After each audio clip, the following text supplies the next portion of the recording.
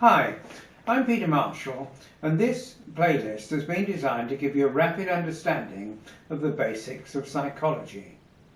In this video, you'll learn about memory. The most fundamental divergence in the literature on memory is whether long-term memory and short-term memory are different things. The view that long-term memory and short-term memory are different processes is embodied in Atkinson and Schifrin's model. It provides that information comes into short-term memory via the sensory organs. If it's processed in some way, it's transferred to long-term memory, where it can remain for life. Otherwise, it's lost from short-term memory within 15 to 30 seconds. The alternative view is embodied in Kraken Lockhart's level of processing model. This provides that rather than two separate stores, there is only one. It's the depth to which the information is processed that determines whether it'll remain or not. The more information that's processed, the stronger the memory trace will be, and therefore the more enduring the memory. Three things that cognitive psychologists are interested in are the content and structure of long-term memory, the codes it uses, and how we can make the best of it. Schemata are configurations of permanently modified neural pathways as a result of experience. They are mappings onto the cerebrum of experience of interaction with the external world. As a result of them, an individual can relive or recall an experience after it's happened. These schemata become interconnected so that we can make connections between different facts. Schemata have slots in which we can change one bit of data for another.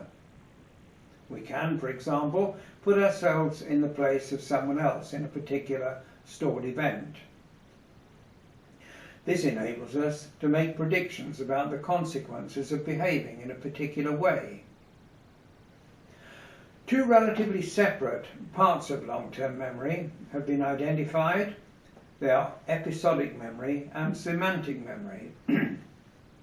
Episodic memory appears to hold autobiographical data, including time, place, and experience.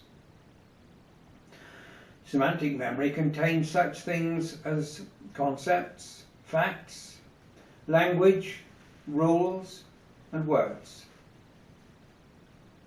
Semantic memory is more structured than episodic memory, and therefore it's more stable and retrievable.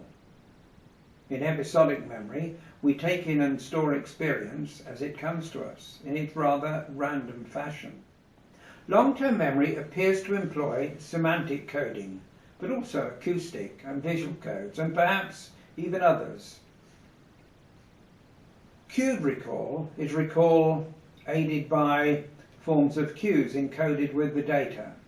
These amount to other data intentionally or unintentionally stored at the same time.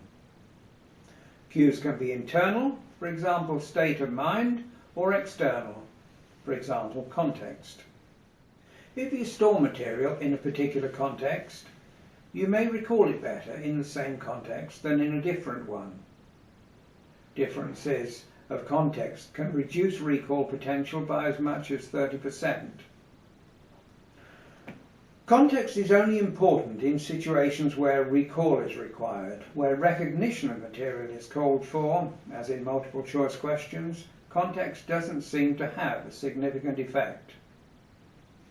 When your conditions of life are positive and everything is going well, you will feel happy. Consequently, in the future, when you feel happy, you'll remember the things that went well for you in the past. Conversely, when times are difficult, you're likely to be unhappy. And in the future, when you're unhappy, you'll be more likely to remember the bad experiences.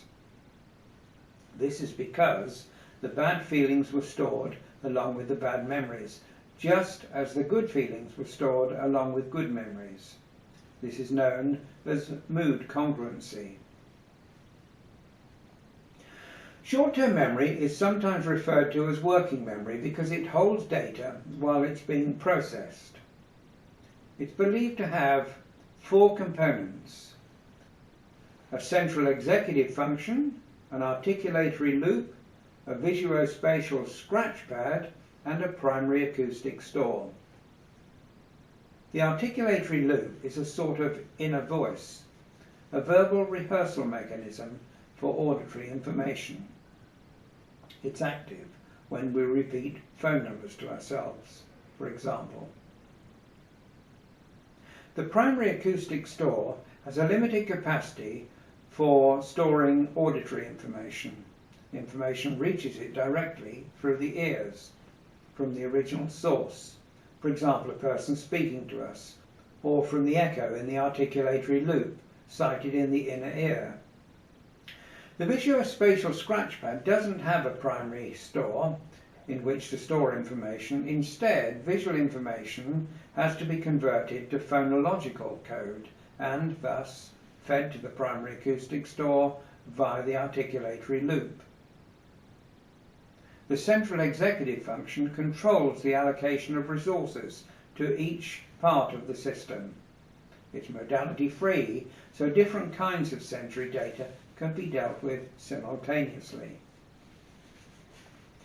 The articulatory loop and the visuospatial scratchpad are not modality-free, and because of this, subsequent data of the same modality will displace the data present in either of these parts.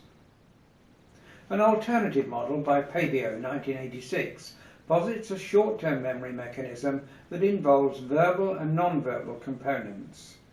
The verbal components convert data into signals, which he referred to as logogens, and the non-verbal converts visual data into what he called imagens.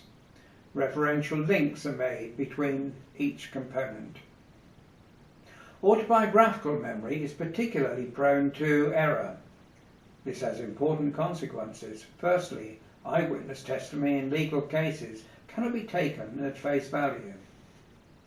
The main problem is that it's subject to a double level of interpretation.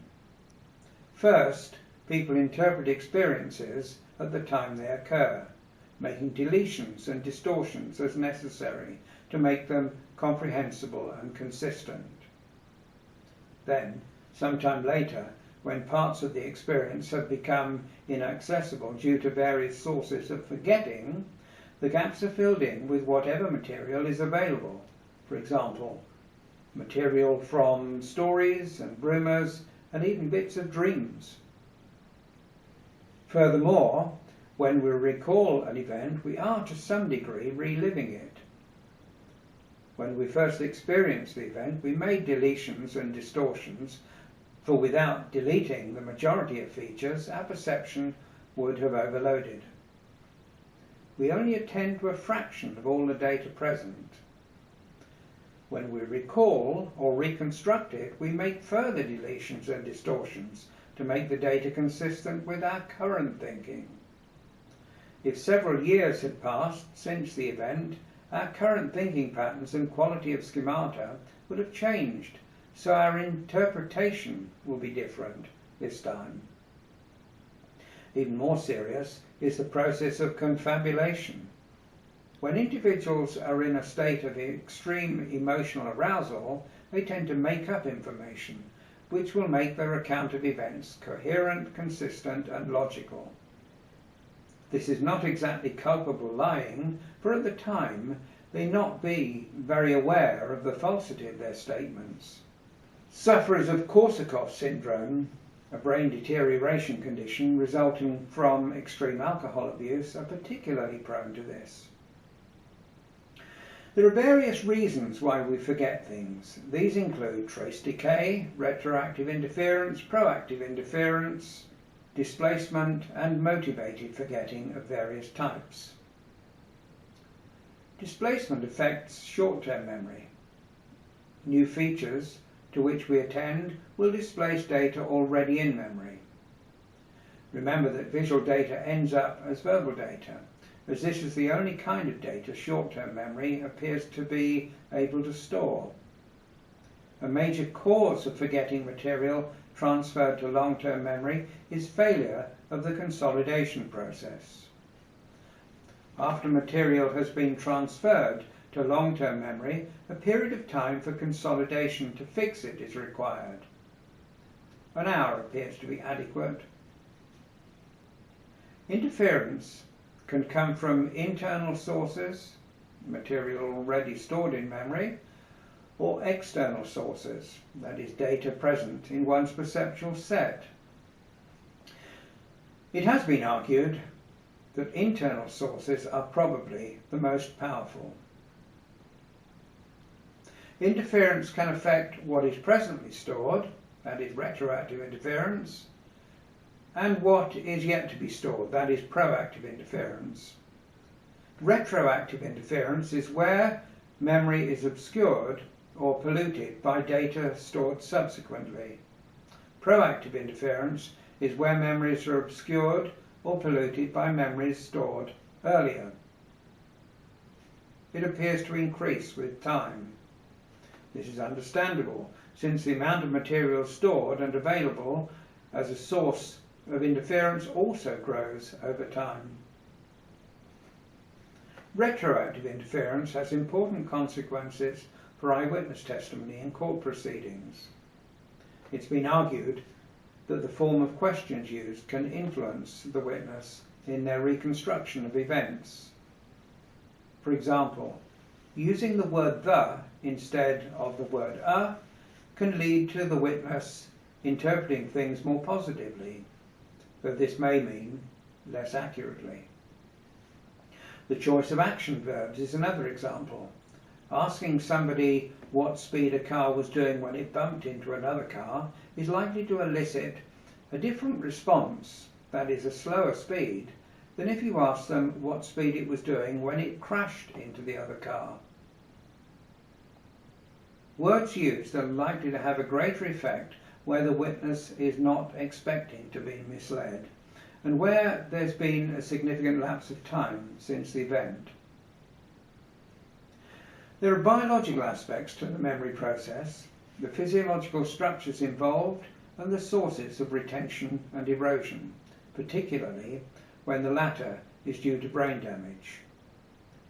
A number of structures of the brain have been identified as playing a part in the memory process. These parts comprise a circuit that connects the temporal and frontal lobes of the brain and parts of the limbic system, namely the hippocampus and the mammillary bodies. A short-term memory trace is a product of mutual excitation among a group of neurons. The actual physiological process believed to be involved in long-term memory is known as long-term potentiation, LTP. This involves high-frequency stimulation of the presynaptic mechanism, which causes the neuron to release glutamate. A substance known as NMDA plays an important role in bringing long-term memory potentiation about. A high state of emotional arousal can sometimes imprint experience in long-term memory in a very detailed way. This is known as flashbulb memory. The most severe and permanent forms of memory impairment tend to be a result of brain damage. This can be due to disease, age, or physical trauma. The latter may be accidental or the result of surgery. Memory quality declines gradually with age, but the pattern is far from simple. Viral brain infection can result in permanent memory damage, sometimes at a very severe level. A famous case is that of Clive Waring. Before his illness, he was a highly talented and successful musician. His brain was affected by the herpes simplex virus, a very common condition which normally does very little harm. In Mr. Waring's case, however, the virus attacked his hippocampus. This permanently prevented his short-term memory from transferring information into long-term memory. Consequently, while he can remember things from before his illness, everything that has happened to him since then has only been stored in his short-term memory. This, of course, only has a duration of 15 to 30 seconds, and so Mr. Waring lives in a perpetual nightmare. This is known as Anterograde Amnesia. Where a patient can remember nothing from before brain damage occurred, it's known as retrograde amnesia. Where you have one, you usually have the other, but this was not so in Clive Waring's case. If failure to retrieve is not the result of brain damage or of other sources mentioned, then it may be the result of a deliberate act by our mind to protect us from anxiety. This is known as motivated forgetting. The balance between competing forces in our ego is a fragile one. A highly painful memory can threaten to cause the ego to lose control. According to Freud, burying the memory out of reach in the unconscious is the subconscious mind's way of protecting the ego's balance. It's known as repression. To summarize then, the main divergence in the knowledge on memory is between theories that assume a dual nature of memory, long and short term, and theories that refute this. Long-term memory lasts for a long time, perhaps for life. Short-term memory lasts for only a short time, 15 to 30 seconds. The level of processing theory holds that there are not two different kinds of memory, but just one. It's the depth of processing that determines how long the memory will last. Psychoanalysts are more concerned with forgetting, which appears to be a quite different process from storage. Reconstructive memory is memory plus guesswork and calculation. It is thus prone to inaccuracy. You can find fuller treatment of all these things in my books, Introduction to Psychology, Human Memory, What It Is and How It Works, and several other books on how memory can be enhanced, full details of which you can find on my website, drpetermarshall.com.